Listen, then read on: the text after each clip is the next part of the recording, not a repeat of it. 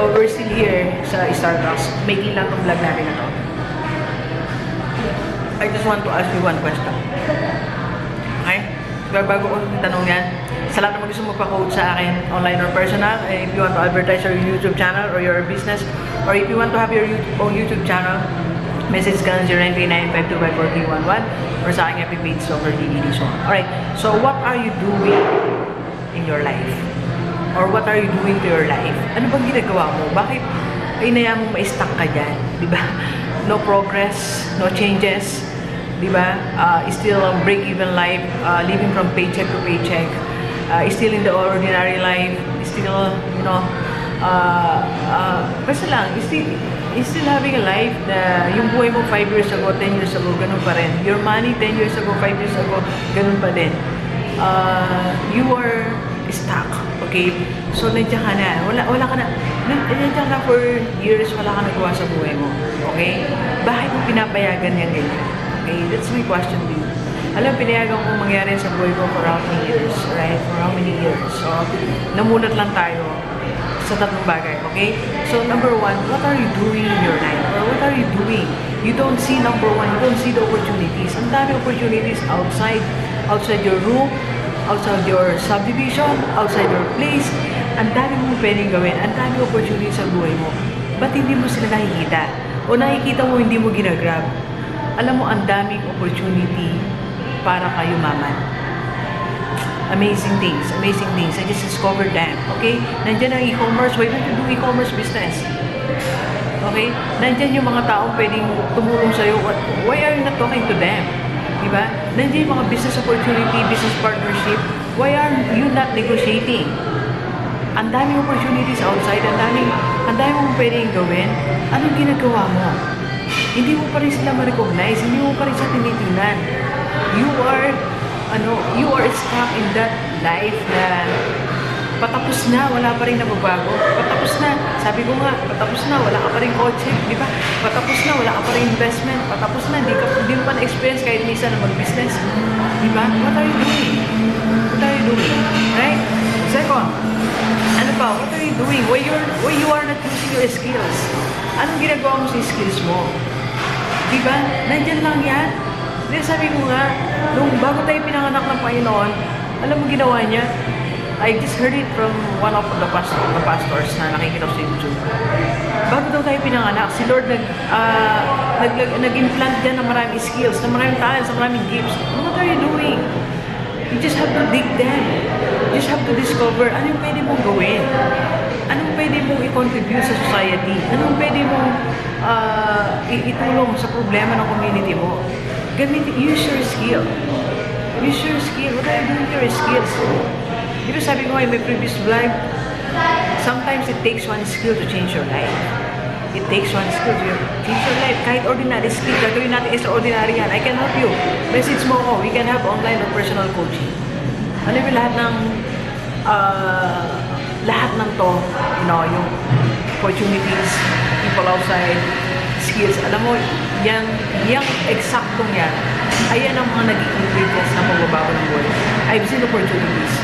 Nagising ako, namulat ako na yung opportunities outside. Na dinadaan-daanan lang tayo. Sabi ko nga, di ba, nagulog ang Panginoon ng opportunities. Wala tayo nasa loob. Sumalubang tayo ng isa. Di ba? Sumalubang tayo ng isa. Sumalubang ng isang business opportunity. Online, di ba? Franchise, ang dami. Ang dami. You just have to try, okay? Try one opportunity na nandiyan sa'yo. Kung hindi mo alam kung paano tulungan kita, or you just do e-commerce, maggawa ka lang ng YouTube channel mo. And everything else, sabi nga, the rest, sasabihin na ng the rest is history. Di ba? Skills, ayan din isang nagpatulong sa buhay ko, nagpaakyat ng, nag-level up ng buhay natin. I just use my skills in speaking, vlogging, coaching. So, yun yung naging writing content, yung mga naging susi sa buhay ko. Yun yung ginamit ko para may buhay ko. Diba? I was stuck for how many years in my life. Okay? So, nag-settle ako, pinabayaan ko na yun na lang maging buhay ko until I realized na there's more outside. Diba? Ang dami ko palang pwede gawin sa buhay ko. Ang dami pwede mangyari. There are opportunities outside. I just I started seeing them. And sometimes kung an opportunity, I created my own opportunity, di ba? And I use my skills I'm partnering with different types of people. You know, I have 6 small businesses right now. Lahat na yan managed by different people. People are beautiful. Nauna lang tayo nung natatakot tayo, baka maloko tayo, may scam tayo, hindi siya totoo. Alam mo, ang dami ko na-discover na tao na nandiyan sa paligid, they are willing to help. Alam niyo yung mga taong sinasama ko sa team ko, right now, I have 6 people na matapat talaga sa akin. Para sa akin, blessing sila ni Lord. Itong last, ang dami na nagagawa niya sa buhay ko. I can do business na hindi ako yung gumagawa. Sinasabi ko lang sa kanya, ito yung what's going on in my mind. Then I-text ko lang. Like now, kanina, sabi ko sa kanya, I have 3 things in my mind. Okay? Pero hindi ko siya kayang i-concretize, hindi ko siya kayang turn into things, turn into business, and just do it. So, sinasabi lang ko sa kanya, my other partner, I can do technical skills, so siya gumagawa. I can do yung ideas ko, ito, pwede natin gawin yung business, but I can't do it, I don't have technical skills. He's doing it. He's doing it. Diba? And yung isa naman, I want to sell something. Dalawa sila, I want to sell this. O yun, they're doing it for me. Okay? So, people are there to help you. Okay? So, don't get stuck. Okay? Umuya na matapos ang lifetime natin na walang mangyayari sa buhay. Alam mo kahapon, I was talking here, the same spot, the same place. Okay? Alam mo, sabi niya sa akin, Dok, ayoko na ng buhay na meron kami gustong puntahan ng family ko, hindi namin mapuntahan. Meron kami gustong bilhin, hindi namin mabili. Ayoko na nun, ayoko na ng ganung buhay, sabi niya. Sabi ko, then do something different. Something different. Okay? So don't get stuck. Simple lang.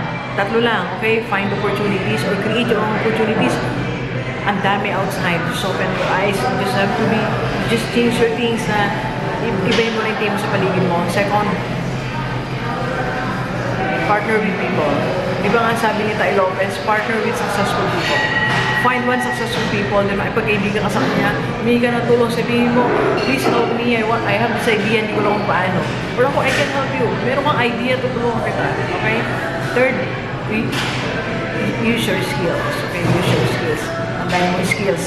Sayang yan, di ba? Sabi ko nga lagi, sa mga seminars ko, you know, the richest place on earth is not US, it's not China, it's not our country, India. The richest place in the world is the cemetery. Because in the cemetery, ang dami itong nalilibing na talents, ang dami nalilibing na skills na hindi nagagamit. Wala lang. There could have been many life-changing books na nasulat kaya lang hindi na-discover ng mga tao Dapat merong business na kakaiba Dapat merong mga medicine na kakaiba. Kaya lang, skill natin, hindi natin nagamit Kaya like ko na lang iniisip, what if, okay, si Zuckerberg, hindi niya itinuloy yung Facebook, nasa tayo. What if sinabi niya sa sarili niya, I'm giving up. Ang hirap nitong i-process, ang hirap nitong gawin. What if? Diba? Salamat. Ginamit ni Zuckerberg skill niya. Bill Gates, what if? Naging kagaya natin si Bill Gates na wala, tinamad na lang. Wala, nag-give up na. Umayaw na lang. Kasi ang hirap gawin. What if ginawa natin yan? What if naging kagaya tayo ni Bill Gates? Wala sana Microsoft.